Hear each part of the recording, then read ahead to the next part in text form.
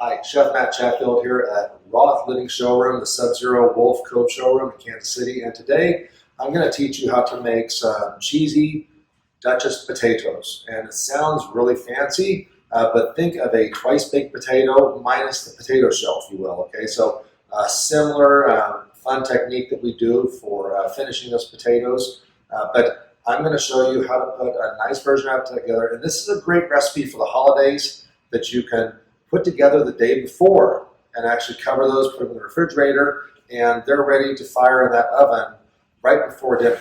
Okay, so we'll go ahead and start about what kind of potatoes do I want to use. Russet are going to be perfect. So we've steamed off some russet potatoes, and I'm going to take those now. Why did I steam them? I can boil these, and that works just fine. However, if I've got the ability to steam the potatoes, it takes the same amount of time. However, I can tell you, we don't lose any of the starch from the potato whenever we're going to steam them. Anytime we're boiling anything, we are going to lose a little bit of that starch or that flavor. So we lose zero flavor. These take about 35 minutes, same as if you were to put them in some cold water and bring them to a boil on your range top. So the difference is going to be a very substantially meaty potato flavor. Okay, so we want to make sure that the potatoes are cooked all the way.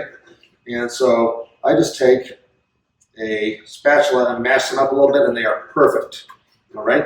Don't get them too watery either. If we tend to overcook them a little bit too much, they might be a little bit looser. Okay. So we'll set that aside for now.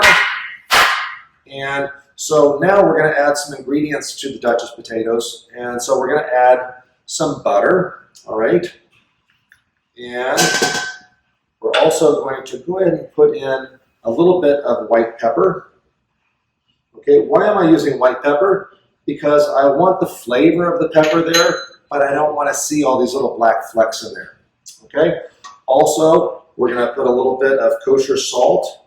All right, and we didn't cook the potatoes with any salt, so we need a little bit in there. This is about a half a teaspoon or so of kosher salt, and I've got 2 1/4 pounds of peeled russet potatoes here, so a lot of potatoes in there. All right. Also, we're going to go ahead and get these on the mixer.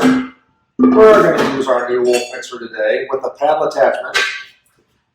And we don't want to use the whip necessarily because we might tend to overmix them a little bit, and that'll make them kind of gummy. All right, we lock that in place. We're going to bring that up.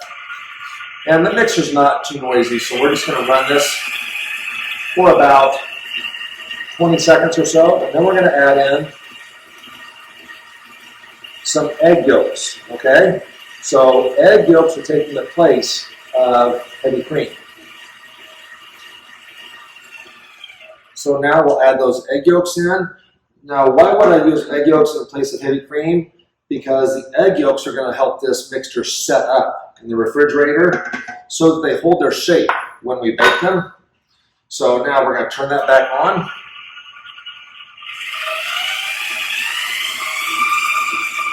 Let that mix for just about 10 seconds. All right, not very long, is it? It doesn't take a long time when those potatoes are cooked.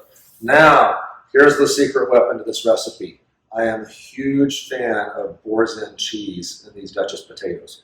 It's a garlic and herb cheese, and you know, my recipe calls for a 1/3 cup. I'll tell you, I just eyeball it with this. This is cooking, this isn't baking.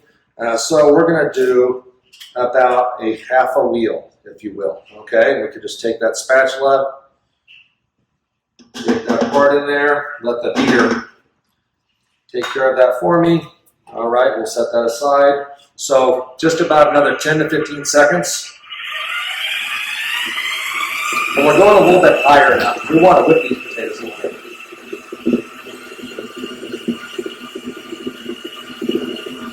All right, I think it's looking pretty good. All right, let's see what we got. Now, I will test these potatoes. I just move them around a little bit to see if I see any visual big lumps, if you will. And I don't see any of those. So now we'll go ahead and take these off. All right, and we're just going to move that paddle to the side, and we're going to go ahead and and prepare our sheet pan now. So for our sheet pan, we want a parchment lined sheet pan. A little trick I've learned over the years is if you do a little bit of spray underneath the parchment, it keeps the parchment from sticking whenever you're using that, okay? So when you're piping those, that keeps the paper from moving around. Also, I like to do a light mist of some of that spray on top as well, all right? So if you don't have a pastry bag, now the cloth ones work fine too. These are disposable pastry bags. You know what, when I run out of home, I also will just get out a freezer Ziploc, cut the corner, and I'll tell you, this is a star tip for a pastry bag. This is one of those tips that even if you don't do a lot of baking, this kind of crosses over to some cream puffs, some different puddings you might make. This is one of those all-purpose tips that I recommend. All right, so I'm going to fold that bag over my hand a little bit. It's going to make it easier to fill. And we're going to stuff those potatoes down in the pastry bag, okay? Now, from there, I've got a timer going off. So we're going to squeeze these down. All right. And we'll cancel that out. So you hold the pastry bag like so, and then we simply start about a 2-inch circle, and we come up with the bag, and then we stop pressing at the top where the tip comes out. Something's beeping at me back here. Let me figure out what it is real quick. Oh, I don't see anything going off now. So, all right. So if we continue to just pipe these out, about a 2-inch circle, it rises up like this. And if you're not the master at this, if they don't look perfect at first, that's okay. Because the beauty is you can always take this and put it back in the bowl and put it back in the bag and just pipe it again. You can do 2 or 3 times on that, okay? So let's see, okay. Don't know what that is beeping me. We'll figure it out after this recipe, all right? So now at this point, I'm gonna pipe the rest of these on the sheet pan. This will give me about 10 Duchesse potatoes from this recipe, and it's gonna go in the refrigerator uncovered for at least 2 hours. Overnight is best, okay? And we'll be back to finish these in the oven with you, okay? Okay, so we're back, and this is what the potatoes look like. They haven't changed in appearance since I piped them on the sheet pan.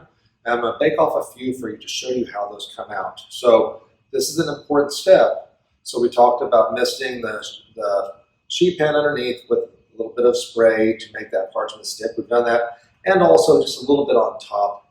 That's going to let those potatoes release easy. So now our next step is going to be, we want to take a little bit of some cooking oil spray, and we're just going to mist the outside of these, okay? And go around all sides. What the cooking spray does is it allows those potatoes to brown up around the edges. They get a really nice crispy edge to them, if you will, okay? So now we've got our oven preheated on convection roast. And you can do this in the E-Series, the range oven, the dual fuel range oven, or the M-Series oven. Convection roast is really good for higher heat, small pieces, and dishes. So why don't we go ahead and put these potatoes in. They're going to take about 15 minutes. And we'll go ahead and take these out. So these have been in for about 15 minutes. You can see how really nice and golden brown those ridges got from using that little star tip when we piped them, okay? So I wanted to offer up a very simple recipe you can do ahead of time for those dinner parties and holiday get-togethers, and I think of it as just another twist on mashed potatoes. Who doesn't love mashed potatoes? The difference is these have some phenomenal cheese inside of them mixed with it, and we've got those crispy edges, which gives it another texture besides just mushy, okay? So for more content, go ahead and head to Instagram page. It's Roth Living Lifestyles, or our YouTube channel, Roth Living. Thanks a lot and have a great day.